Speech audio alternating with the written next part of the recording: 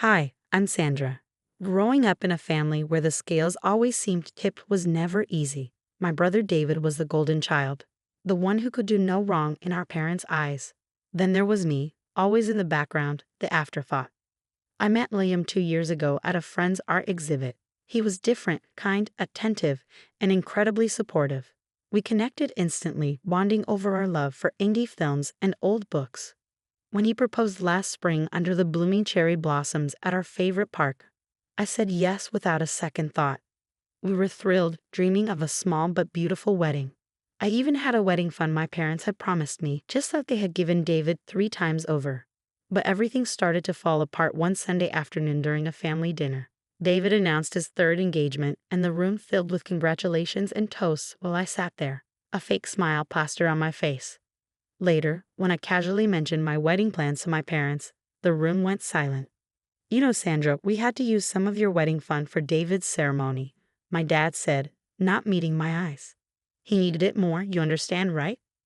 I felt as though I'd been punched in the gut. Use some of it? What does that mean?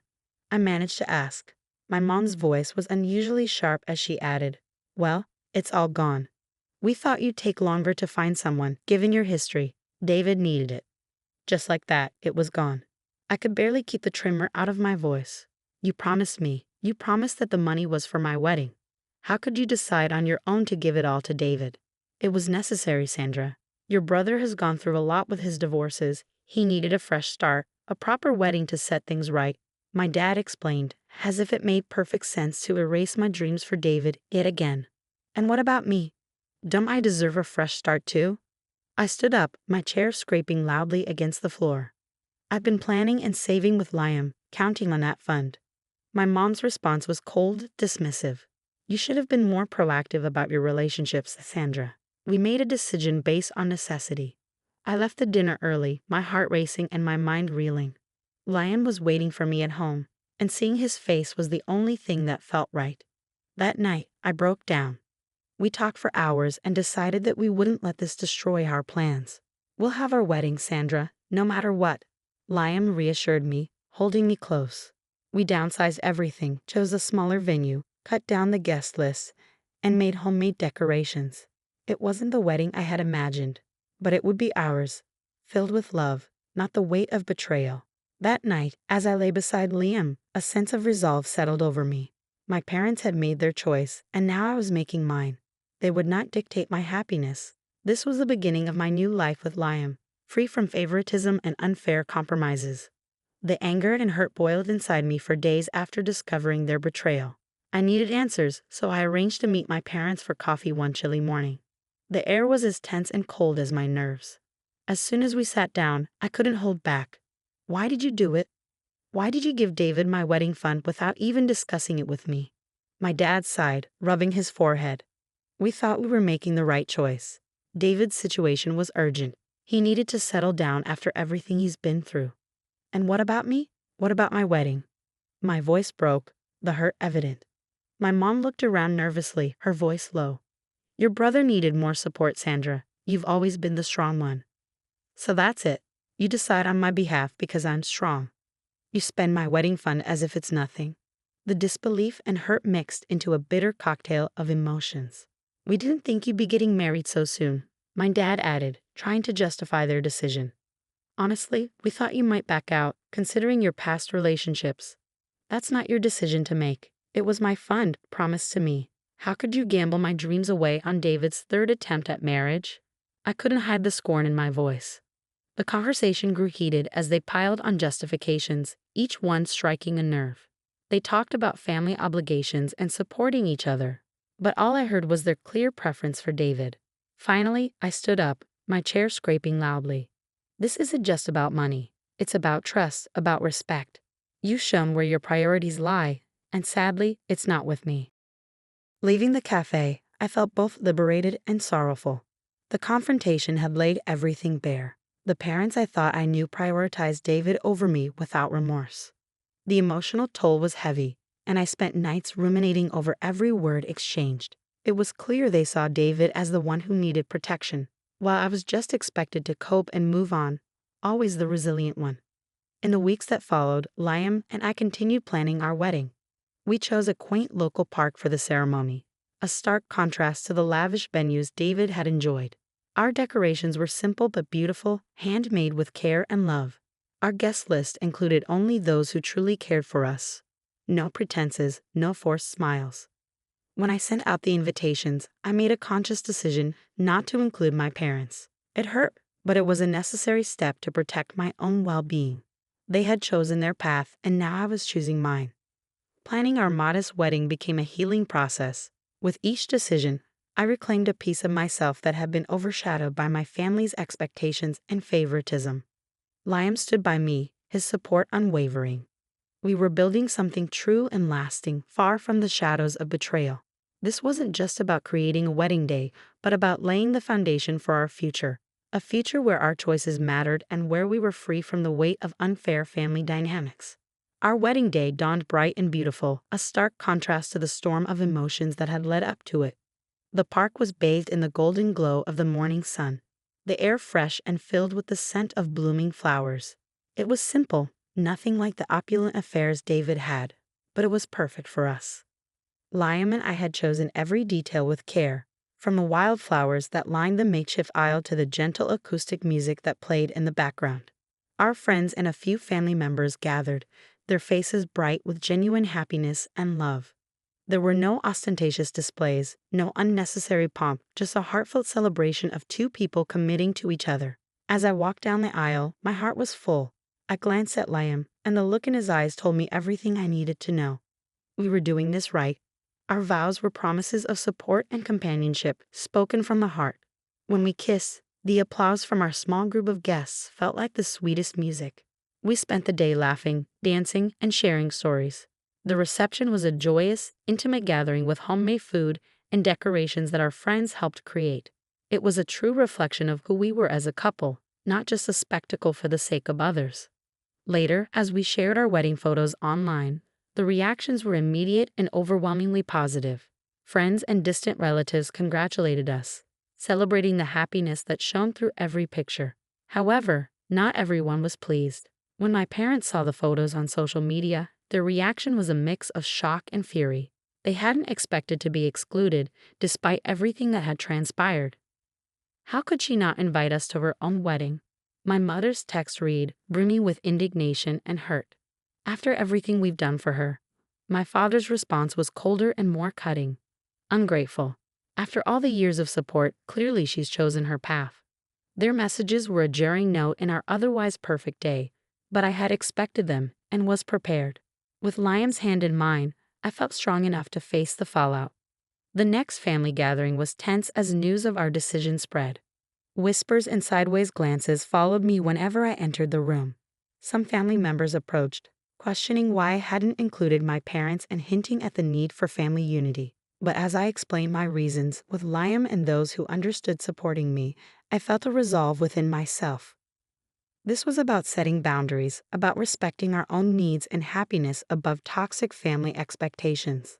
Despite the backlash, there was also an unexpected outpouring of support. Several cousins and aunts reached out privately, expressing their understanding and sharing their own stories of dealing with family pressures. It was comforting and reaffirming, a reminder that we weren't alone in our struggle for independence and respect. As the days turned into weeks, the initial shock from my parents faded into a strained silence. They made no further attempts to confront me directly, perhaps finally realizing the depth of their mistake. Liam and I moved forward, our bond strengthened by the trials we have faced together. Our wedding wasn't just a ceremony, it was a declaration of our commitment to live on our terms, free from the shadows and expectations that had long clouded my life. It was our first step into a future where our choices and our love were the only things that truly mattered. A few weeks after our wedding, during a routine phone call, the tone shifted abruptly. My mom's voice was strained, laced with a faint casualness. "You know, Sandra, your father and I have been thinking. It's not right what happened. We should have a proper family wedding. A big one where we can invite everyone." I paused, letting the request sink in.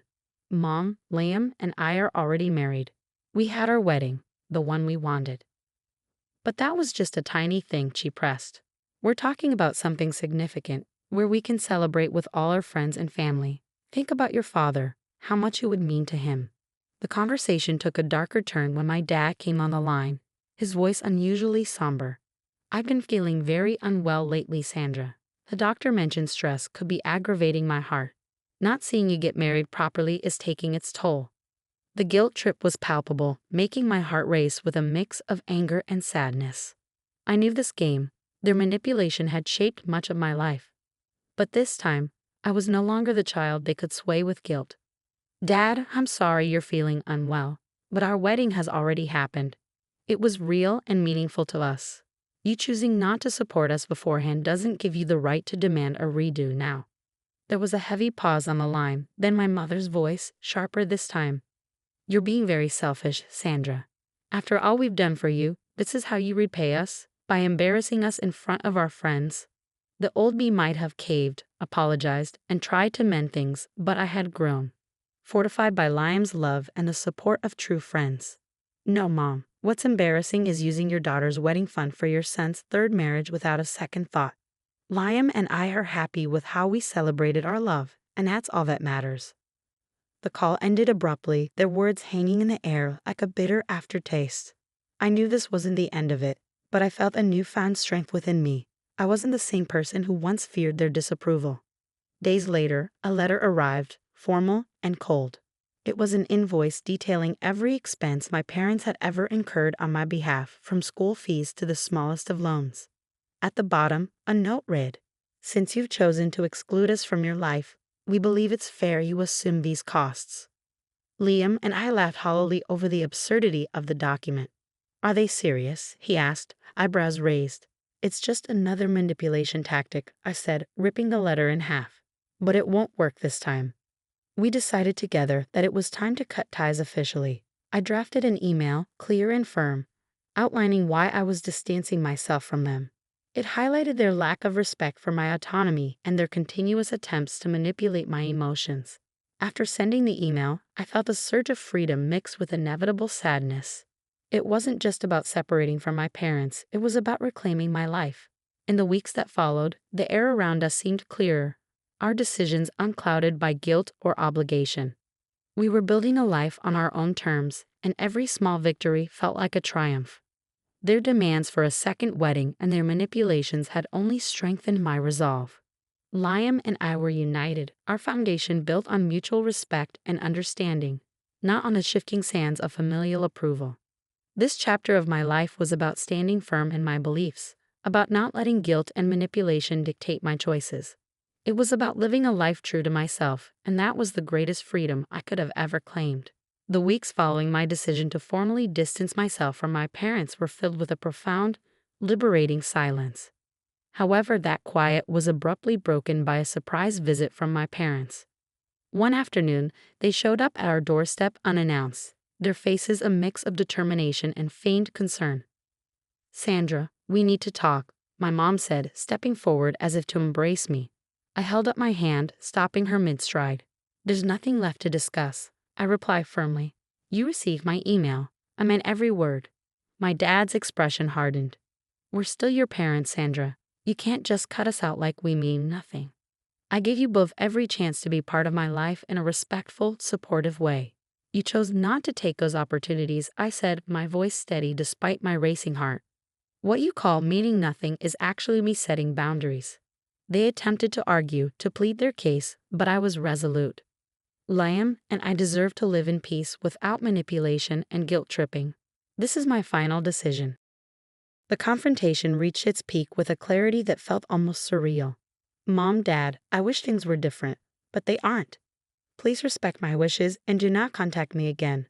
I stated the finality in my voice, mirroring the closure I sought.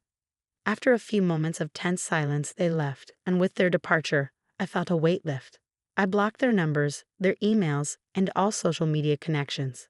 It was a drastic step, but a necessary one that marked the beginning of a truly independent life.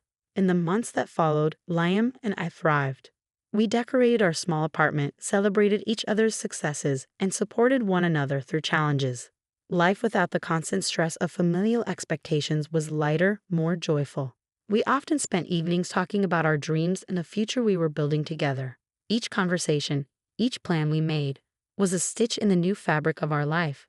one untainted by the shadows of the past.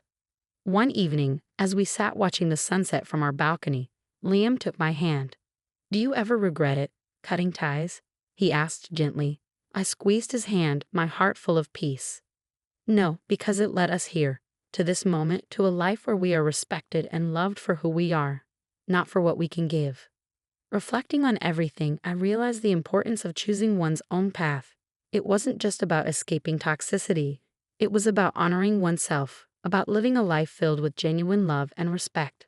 I learned that sometimes the hardest decisions are the most necessary, and that true happiness often requires us to stand firm against the very forces that claim to love us the most. Liam and I planned trips, explored new hobbies, and built a community of friends who shared our values. We were no longer defined by my familial past, but by the choices we made each day. As I share this story, I hope it serves as a reminder that while family can be a source of great love and support, it should never come at the cost of our self-respect or happiness. Independence isn't just about physical distance, it's about emotional and mental freedom, the kind that allows us to be truly ourselves. Thank you for being part of my journey. Your support means the world. Remember, always choose a path that respects and uplifts you. Stay true, stay bold, and never settle for less than what you deserve. This brings us to the end of Sandra's story. Now, I'd like to hear from you. Do you think Sandra was right to cut ties with her family to preserve her well-being and happiness? Or do you believe there could have been another way to handle the situation? This is a tough decision, and often there's no clear right or wrong answer. Please share your thoughts and experiences in the comments below.